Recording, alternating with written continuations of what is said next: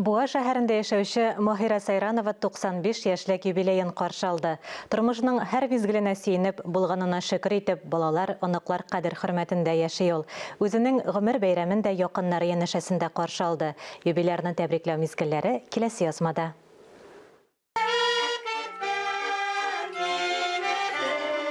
95 яшын тутырган мәлләрдә Маһира Сайранованы котларга дип балалары, оныклары җыелган. Бүгенге көнгә шөкер итеп, иминлек, тынычлык тили алар, үткәннәрне искә алалар.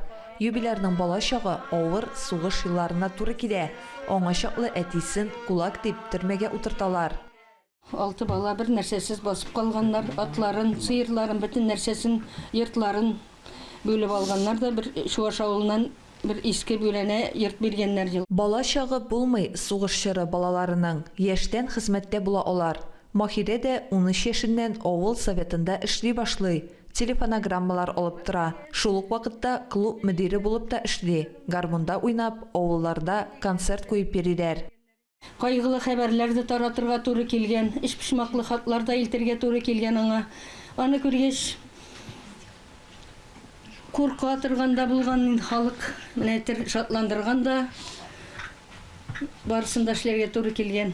Норлат районында авыл хатын-кызлары белән агач кисүдә дә эшләгән героебыз. Агачларны 1 метр кискәннән соң сугышка агач протезлар эшкәртергә җибәрә торган булганнар.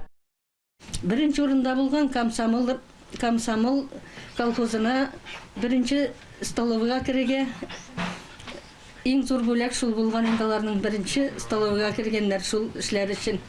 Мәрхүм тормыш иптәше белән 6 бала тәрбияләп үстерә алар. Бүгенге көндә Маһирә апа аларның кадер-хөрмәтендә яши. Әти белән икәү безне матур итеп үстерделәр. Бик матур яшәделәр. Бу көнне юбилейны котларга якыннары гына түгел, шәһәр җитәкчелеге дә килгән иде. Россия президентының котлау хаты, район башлыгының рәхмәте һәм бүләген шәһәр башкарма комитеты җитәкчесе Рафис Галәветдинов тапшырды. Алсу Самигуллина, Илнур Кадыров, Татарстан яңалыклары.